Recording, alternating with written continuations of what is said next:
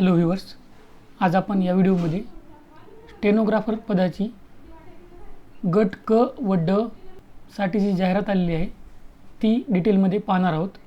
असेच महत्त्वाचे व्हिडिओज मिळवण्यासाठी आपल्या चॅनलला सबस्क्राईब करून ठेवा आणि बेल आयकॉन ते घंटी आयकॉन प्रेस करा, म्हणजे असे अपडेट्स सर्वात अगोदर तुमच्यापर्यंत पोहोचतील। ॲप्लिकेशन तुम्हाला म्हणजे फॉर्म भरायचा आहे तुम्हाला 26 जुलै 2024 पासून ते 17 ऑगस्ट 2024। ऑनलाईन पेमेंट तुम्हाला 18 ऑगस्ट 2024 पर्यंत रात्रीच्या 11 वाजेपर्यंत करायचं आहे। त्याच्यानंतर तुमचं ऑनलाईन पेमेंट स्वीकारलं जाणार नाही। तुमच्या ॲप्लिकेशनमध्ये तुमच्या अर्जामध्ये जर काही चूक असेल तर त्याच्यामध्ये सुधारणा करेक्शन करण्यासाठी तुम्हाला 27 ऑगस्ट 2024 ते 28 ऑगस्ट 2024 पर्यंत वेळ दिला जाईल। कम्प्युटरवर तुमची एक्झाम असेल ती ऑक्टोबर किंवा नोव्हेंबरमध्ये असेल। आणि जर तुम्हाला काही अडचणी येत असतील तर हा टोल फ्री क्रमांक आहे, यावर तुम्ही कॉल करून विचारू शकता। वॅकन्सी किती आहेत या जाहिरातीसाठी? तर जवळपास 2006 वॅकन्सीज आहेत, म्हणजे बंपर वॅकन्सीज आहेत। वयाची अट काय आहे बघा, स्टेनोग्राफर गट क साठी 18 ते 30 वर्षापर्यंत, म्हणजेच तुमचा जन्म 2 ऑगस्ट 1994 ते 1 ऑगस्ट 2006 मध्ये झालेला पाहिजे। आणि स्टेनोग्राफर गट ड साठी 18 ते 27 वर्ष, म्हणजेच तुमचा जन्म 2 ऑगस्ट 1997 ते 1 ऑगस्ट 2006 मध्ये झालेला पाहिजे। जर तुम्ही आरक्षणाअंतर्गत येत असाल तर तुम्हाला वयामध्ये काही सूट दिलेली आहे। SC ST यांना 5 वर्षांची सूट आहे, OBC वाल्यांना 3 वर्षांची सूट आहे। आणि इथे बघू शकता तुम्ही अपंग त्यांच्या कॅटेगरीनुसार त्यांना 10 वर्ष, 13 वर्ष, 15 वर्ष अशी सूट दिलेली आहे।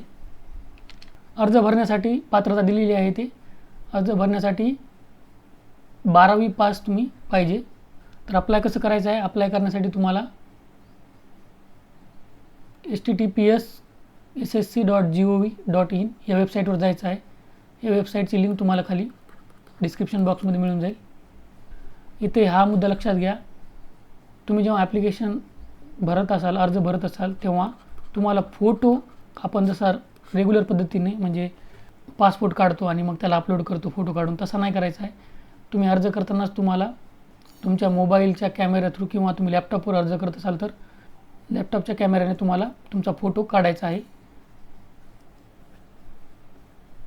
फोटो काढण्यासाठी तुम्हाला काही इथं सूचना दिलेल्या आहेत, जसं की तुम्हाला जे पाठीमागचं तुमचं बॅकग्राऊंड असते ते प्लेन पाहिजे आणि प्रकाश चांगला पाहिजे, म्हणजे अंधारी जागा नाही पाहिजे। कॅमेरा जे तुमच्या डोळ्याच्या लेवलला ठेवायचा आणि फोटो काढायचा। फोटो काढताना तुम्हाला सरळ कॅमेरामध्ये पाहायचा आहे। एक असा आयताकृती लाल एरिया येईल, तुमचा चेहरा ह्या लाल एरियामध्ये पाहिजे आणि तुमचा कॅमेरा खूप जवळसुद्धा नाही पाहिजे आणि खूप दूरसुद्धा नाही पाहिजे, मध्यभागी पाहिजे। आणि ह्या रेक्टँगलमध्ये पूर्ण तुमचा चेहरा आला पाहिजे असा, याच्या बाहेर तुमचा चेहरा या रेक्टँगलच्या बाहेर गेला नाही पाहिजे, लक्षात ठेवा। टोपी तुम्हाला घालायची नाही आहे, मास्क घालायचं नाही आहे आणि चष्मासुद्धा घालायचा नाही आहे। परीक्षेला जाताना तुम्हाला जसं तुम्ही फोटो घेतलेला आहे, म्हणजे तुम्हाला जर दाढी असेल तर तीच दाढी तुम्हाला मेंटेन करून परीक्षेला जायचं आहे। दाढी नसेल तर दाढी काढून तुम्हाला परीक्षेला जायचं आहे। तुम्हाला तुमचे सही जी आहे ती स्कॅन करायची आहे, जिची साईज 10 ते 20 KB मध्ये पाहिजे आणि त्याची विड्थ म्हणजे रुंदी जी आहे ती 6 सेंटीमीटर पाहिजे आणि उंची 2 सेंटीमीटर पाहिजे। फीबद्दल पहा, 100 रुपये फी भरायची आहे। महिला, SC कॅन्डिडेट, ST कॅन्डिडेट, अपंग, एक सर्व्हिसमन यांना फीस माफ आहे। सेंटर सिलेक्ट करताना तुम्हाला प्रायोरिटीनुसार 3 सेंटर द्यायचे आहेत, म्हणजे जर हे फुल झालं तर तुम्हाला हे 2 नंबरचं मिळेल, 2 नंबरचं फुल झालं तर 3 नंबरचं मिळेल।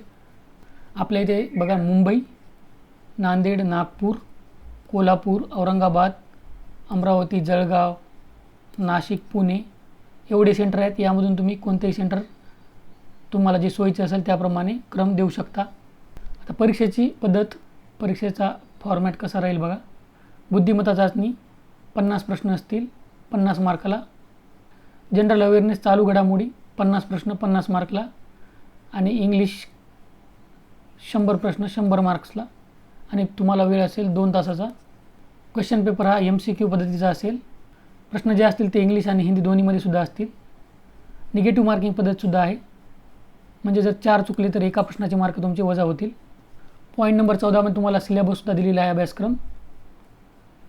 याची हिंदी भाषेमधील जाहिरात मी तुम्हाला खाली डिस्क्रिप्शन बॉक्समध्ये लिंक देईल PDF ची. तिथून तुम्ही डाउनलोड करून हिंदी PDF या जाहिरातीची पाहू शकता आणि त्यामधून तुम्ही अभ्यासक्रम बघू शकता काय आहे ते.